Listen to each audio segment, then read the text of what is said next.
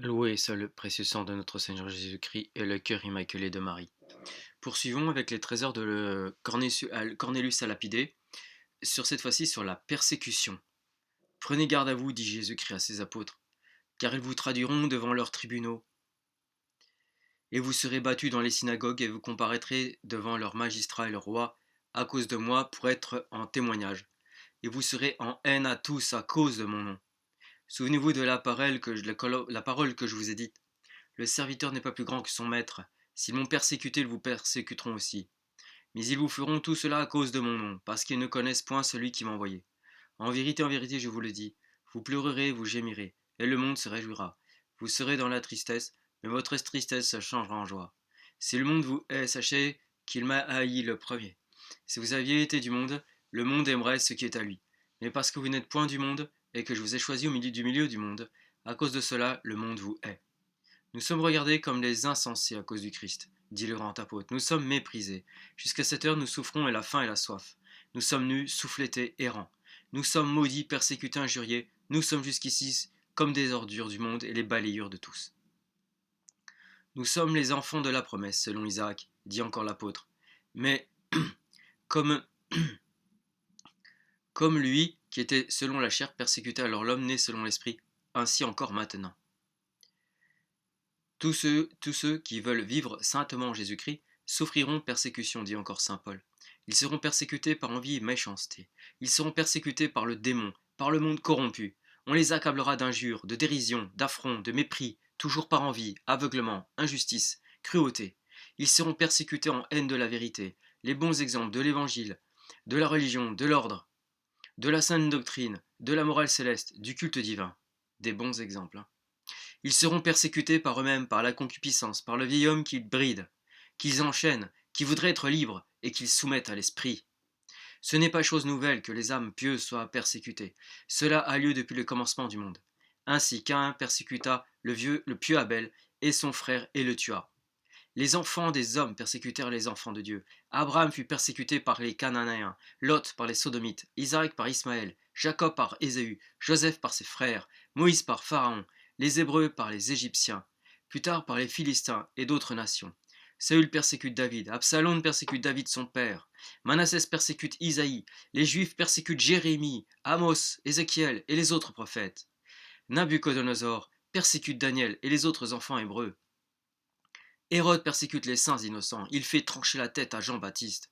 Jésus-Christ persécuté jusqu'à la mort. Les apôtres sont persécutés en mille manières. Ils sont mis à mort pour les Jésus-Christ. Que de millions de martyrs. Tous les saints ont plus ou moins été persécutés. L'Église a toujours été persécutée, ou dans une contrée, ou dans une autre, et cela dans tous les temps. Le Seigneur, dit saint Grégoire, n'envoie pas ses élus pour ces joies du monde, mais pour les souffrances et les persécutions, comme il a été envoyé lui-même. Le Fils est infiniment aimé du Père, et cependant son Père l'envoie pour souffrir persécution. De même, le Fils de Dieu aime ses disciples, et néanmoins il les envoie dans le monde pour être persécutés. Comme mon Père m'a envoyé, ainsi je vous envoie, c'est-à-dire lorsque je vous envoie parmi les scandales des persécuteurs. Je vous aime de cette charité parfaite dont m'aime mon Père, lorsqu'il m'envoie souffrir la passion et la mort sur la croix. Il y a toujours eu des persécutions, car premièrement, il y a toujours eu dans le monde des méchants, des hommes dépravés et pervers, des antéchrists pour persécuter les bons. Deuxièmement, les persécuteurs détestent Jésus-Christ son nom. Voilà pourquoi ils persécutent. Troisièmement, le serviteur doit avoir le sort du maître. Quatrièmement, il y a des méchants qui persécutent par ignorance. Cinquièmement, d'autres en haine de Dieu et de la vertu. Sixièmement, les bons sont ailleurs les enfants de la promesse. Septièmement, les persécutions éprouvent, purifient, sanctifient. Huitièmement, les persécutions font connaître les bons et les méchants, séparent les uns des autres, comme on sépare la paille du froment, comme le feu sépare l'or de la terre. Neuvièmement, les persécutions raniment la foi. Dixièmement, elles font des héros. Les tempêtes purifient la mer et jettent hors de son sein les immondices qui lui sont étrangères et qui souilleraient ses eaux. Ainsi en est-il dans la religion. Les persécutions jettent hors de son sein les membres hypocrites, gangrénés et pourris, qui la souillent en temps calme. Et les persécutions font entrer les enfants fidèles dans le royaume des cieux. Comment les méchants, dit saint Augustin, sont-ils utiles aux bons? Ils le sont non par des égards, mais par les persécutions. Les persécutions sont aux martyrs, à l'Église. Ce que la lime et le marteau sont aux fers, ce que la verge est au froment, ce que le four est au pain, ce que le feu est à l'or. Les souffrances des martyrs illustrent l'Église, et sont là sa plus belle victoire. Dressons des pièges aux justes, disent les méchants, parce qu'il nous est utile. Pardon, je reprends, non. Dressons les pièges aux justes, disent les méchants, parce qu'il nous est inutile, oui. Qu'il est contraire à nos œuvres, parce qu'il nous reproche nos fautes contre la loi, et qu'il tourne contre nos œuvres et nos doctrines, car il contre nous les œuvres de nos doctrines. C'est ainsi que la Sainte Écriture exprime le langage des impies persécuteurs. Le juste se vante d'avoir la science de Dieu, il nous est odieux même à vous. Car sa vie est différente de la vie des autres, et ses voies ne sont pas les nôtres. Il y a une singularité, forcément. Hein. Il nous regarde comme des menteurs, et il s'abstient de nos voix comme d'une souillure. Interrogeons-le par l'outrage et le supplice. Condamnons-le à la mort la plus infâme. Ça, c'est les méchants qui parlent. Hein. Joseph raconte un songe innocent à ses frères. Il jure sa perte. Jésus-Christ ressuscite Lazare. Ses ennemis déclarent qu'il faut le mettre à mort lui-même, parce que, disent-ils, cet homme fait beaucoup de miracles. Il faut le mettre à mort. Il est digne de mort. Ils veulent aussi tuer Lazare ressuscité, par la seule cause que Jésus-Christ lui avait rendu la vie. Ô aveugle, cruauté, s'écrie saint Augustin. Ô tchecas, vicia. Dans tous les siècles, les méchants suivent le même système. Ils persécutent l'Église et ses ministres. Ils renversent ses autels, ses croix, dans leur haine aveugle et frénétique. L'Église, l'autel, la croix, les ministres de la religion, les combles de bonté, de grâce, de bienfaits. Il faut les anéantir. C'est un joug, dit-il. C'est un esclavage, il faut le briser. C'est un fardeau, il faut s'en débarrasser. Voilà la liberté des méchants, la liberté de mal faire, de persécuter, de rouer, de brûler, de tout renverser, d'établir le chaos. Saint Paul à Jérusalem, parlant hautement au nom du Seigneur, instruisait les gentils et disputait avec les Grecs. Or, ceux-ci cherchaient à le tuer, disent les Actes des Apôtres. Iliotem quaerebunt occidere illum. Jésus-Christ rend la vue aux aveugles, l'ouïe aux sourds, la parole aux muets, la santé aux malades, la vie aux morts. Il multiplie les pains, il calme les tempêtes. Tous ses pas sont marqués par de nouveaux bienfaits, et les Juifs conspirent sa mort. Ils le livrent à Pilate, mais leur dit ce juge, quel mal a-t-il fait? Je ne trouve rien de criminel en cet homme. Vous me l'avez présenté comme coupable, et voilà qu'en l'interrogeant devant vous, je n'ai rien trouvé en lui de ce dont vous l'accusez. Pour toute raison, ces malheureux crient, crucifiez-le, crucifiez-le. Mais dit la Sainte Écriture, tandis que les impies croyaient pouvoir dominer la nation sainte, ils ont été enchaînés dans les liens des ténèbres et d'une longue nuit. Ils ont langui, enfermés dans leur demeure, ces esclaves de la Providence, qui voulaient lui échapper. Dieu est là pour venger son Église et les saints, et ses saints. Le soldat de Jésus-Christ, dit saint Cyprien, instruit des préceptes de son roi et de ses avertissements, est intrépide pour le combat et dans le combat. Il se prépare à la couronne. Les soldats de Jésus-Christ savent mourir, mais ne savent pas être vaincus. Et c'est en cela même qu'ils sont invincibles, parce qu'ils ne craignent pas la mort. Écoutez saint Jean Chrysostome, environné, dit-il, de persécuteurs, menacé, condamné à l'exil.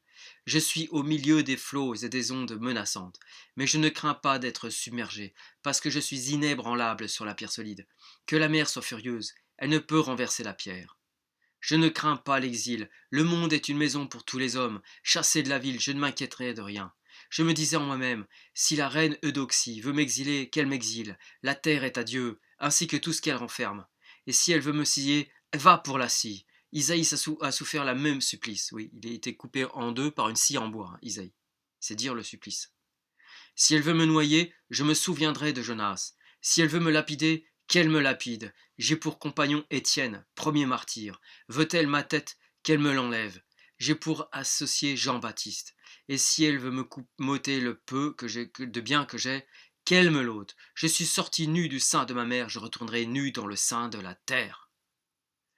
Si le souverain pasteur a été immolé comme un agneau, ceux d'entre les agneaux qui deviennent pasteurs ne doivent pas craindre d'être immolés. Aucune brebis ne doit craindre. Paul, dit saint Chrysostome, rempli de charité, regardait les tyrans, et le cruel Néron lui-même, comme des moucherons. Il regardait comme un jeu d'enfant la mort, les tourments et 1000 supplices. Saint Tiburce martyr disait triomphant au juge Torquatus, appliquez les fers aigus, suspendez les chrétiens, condamnez, frappez, étendez-les sur les grilles ardents, réunissez ensemble tous les supplices. Si vous menacez de l'exil, Le monde entier n'est pas autre chose. Si vous nous envoyez à la mort, nous sortons de la prison du monde. Si vous nous livrez aux flammes, nous échappons au feu des cupidités, qui sont bien plus terribles. Ordonnez tout ce que vous voudrez. Toute peine est un néant pour nous, lorsqu'une conscience pure nous accompagne. Moi, dit sainte Agathe, martyre, je ne veux ni ne désire la vie, ni le salut de mon corps, ni toute autre chose hors de Jésus-Christ. Ne pense pas, ô Quintien, que tu puisses me terrasser par tes menaces, ta cruauté et tes tourments. Sache qu'il n'y a pas de cerf fatigué et brûlant de soif qui désire l'eau limpide comme je désire et comme j'ai soif moi-même de tes tourments, afin que peureux j'embrasse mon Jésus, je lui sois uni pour jamais.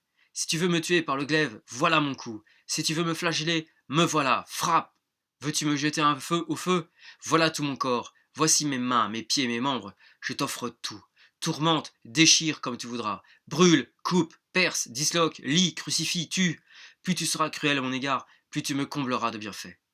Plus je recevrai de consolation de gloire de mon doux époux. Que tardes-tu? Qu'attends-tu? Tout délai est long à une âme divorcée par la soif d'aller au ciel. Les confesseurs combattent, dit saint Chrysostome, les martyrs triomphent, et toujours les armées chrétiennes, ayant Dieu pour armure, sont victorieuses du démon. Dans ces combats, les vertus l'emportent, et elles sont couronnées. Dans ma première défense, disait saint Paul à son disciple Timothée, nul ne m'a assisté, mais tous m'ont abandonné. Qu'il ne leur soit point imputé. Mais le Seigneur a été près de moi, et m'a fortifié, et j'étais délivré de la gueule du lion. Il est dit aux Actes des Apôtres que le conseil des Juifs, après avoir fait fouetter les apôtres, leur défendit de parler aucunement au nom de Jésus, ayant sortir du conseil, plein de joie de ce qu'ils avaient été jugés dignes de souffrir des outrages pour le nom de Jésus. Voulez-vous des luttes et des combats, dit Tertullien? Ils sont là et en grand nombre. Voyez l'impudicité vaincue par la chasteté, la perfidie domptée par la foi, la cruauté abattue par la miséricorde, la colère adoucie par la modestie. Et nos combats sont tels que nous en sortons couronnés des lauriers éternels. Que de millions de héros chrétiens dans tous les temps, dans tous les lieux, dans toutes les conditions, dans tous les âges, parmi les martyrs, les confesseurs, les vierges, etc. Heureux ceux qui souffrent persécution pour la justice, dit Jésus-Christ, car le royaume des cieux est à eux. Vous serez heureux lorsque les hommes vous maudiront, vous persécuteront, et diront faussement toutes sortes de mal contre vous à cause de moi. Réjouissez-vous et tressaillez de joie, parce que votre récompense sera grande dans les cieux. La persécution est une des 8 béatitudes proclamées par Jésus-Christ. Heureux ceux qui souffrent persécution pour la justice, car ceux qui sont persécutés comme voleurs, adultères, assassins, incendiaires, conspirateurs, etc. ne sont pas heureux. La persécution qui endure est un juste châtiment. D'ailleurs, une telle persécution n'est pas endurée pour Jésus-Christ, pour la vertu, pour la religion. Heureux ceux qui souffrent persécution. En effet, premièrement, la persécution nous éloigne du monde et nous unit à Dieu. Deuxièmement, elle est endurée pour Dieu. Troisièmement, elle nous rend semblables à Jésus-Christ, souffrant. Quatrièmement, elle nous purifie de nos péchés. Cinquièmement, elle nous honore. Sixièmement, elle nous ferme l'enfer. Septièmement, elle nous ouvre le ciel. C'est une grande grâce, dit l'apôtre Saint Pierre, si en vue de Dieu, quelqu'un supporte des peines souffrant injustement. Ecce gratia si propter Dei conscientiam sustinet quistritiam patient injuste. Que si vous souffrez à cause de la justice, vous êtes heureux.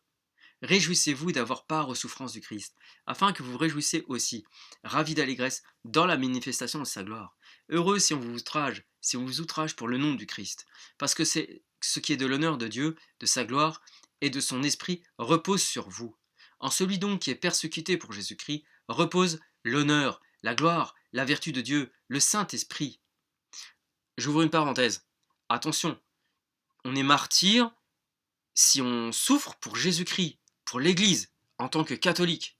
On n'est pas martyr en étant schismatique, même pour un iota, ou hérétique, même pour un iota, en dehors de l'Église.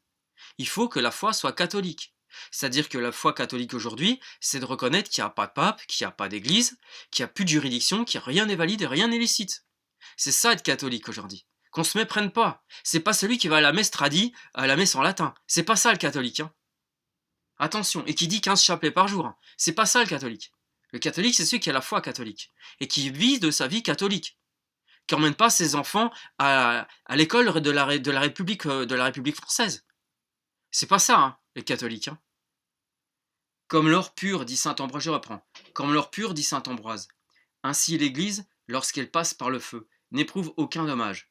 Au contraire, sa splendeur augmente. Les âmes des justes, dit la sagesse, sont en la main de Dieu, et le supplice ne les attend pas. Ils semblent mourir aux yeux des insensés, et leur fin est appelée une affliction, et leur sortie du milieu de nous un anéantissement. Mais ils sont en paix. Et si devant les hommes ils ont souffert des tourments, leur espérance est pleine d'immortalité. Leur affliction a été légère, et leur récompense sera grande, parce que Dieu les a éprouvés et les a éprouvés dignes de nuit. Il les a éprouvés comme l'or dans la fournaise, et les a reçus comme un holocauste, et ils resplendiront au jour où il les visitera. Et ils brilleront comme la flamme qui court dans le chaume aride. Ils jugeront des nations, et ils domineront des peuples, et leur Seigneur régnera à jamais. Écoutez, Saint Chrysostome, dans votre combat, dit-il, le Seigneur se joint à vous.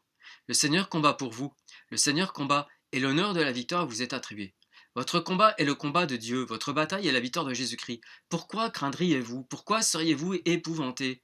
Est-ce par vos propres forces que vous seriez victorieux? Prenez les armes, marchez à la guerre contre l'ennemi, combattez vaillamment, afin que celui qui est invincible vous assiste. Persécution veut dire poursuite, persecutio. La persécution suit l'homme pieux. Elle n'est pas devant lui, elle ne le devance pas pour lui fermer le chemin. Elle lui court au but, mais la tribulation, qui n'est point la persécution, marche devant les méchants et les arrête dans le chemin qui conduit au bonheur. Le bon attête de Jésus-Christ est exercé par les outrages, dit saint Ambroise. Il est éprouvé par les travaux et les dangers, afin qu'il soit digne d'être choisi pour recevoir la couronne de justice. Celui que l'homme persécute et blesse, ajoute le saint docteur, Dieu le guérit par une ample récompense. Le Seigneur, dit saint Cyprien, a voulu que nous nous réjouissions dans les persécutions, parce qu'alors les couronnes de la foi sont données, les soldats de Jésus-Christ sont éprouvés, les cieux sont ouverts aux martyrs, les combattants sont sous les regards de Dieu, sous les regards des anges, sous les regards de Jésus-Christ. Quelle gloire, quelle dignité, quel bonheur de combattre en présence de Dieu et d'être couronné par Jésus-Christ juge au combat. Il faut souffrir, dit saint Augustin, tout ce qu'un monde insensé et aveugle veut nous faire endurer. La perte des biens, l'exil, les chaînes, les tourments, les flammes, les bêtes, les croix, tous les genres de morts. Dieu se charge de nous récompenser. On triomphe de toutes les persécutions, de tous les tourments, par la patience et la mort. Les persécuteurs peuvent être comparés aux cantharides, comme elles les font souffrir, mais ils purifient. Il ne faut pas craindre les persécuteurs. Les persécuteurs font le salut et la gloire des innocents persécutés. Pour eux, ils se déshonorent et se perdent. Leur pouvoir ne s'étend que sur leur corps, sur la vie présente. L'âme et l'éternité sont infiniment au-dessus d'eux. Ne craignez point, dit Jésus-Christ, ceux qui tuent le corps, mais ne peuvent tuer l'âme. Craignez plutôt celui qui peut jeter l'âme et le corps dans le feu éternel. Il faut vaincre, on ne peut pas vaincre sans combat. Triompher sans guerre, dit saint Jean Chrysostome. Considérez le pacte par lequel vous êtes engagé. N'oubliez pas les conditions auxquelles vous avez consenti. Reconnaissez la milice dans laquelle vous vous êtes enrôlé. Quatrièmement, il faut considérer la brièveté des persécutions et la durée de la couronne et de la gloire. Gloria in altissimis Deo et in terra pax hominibus bone voluntatis.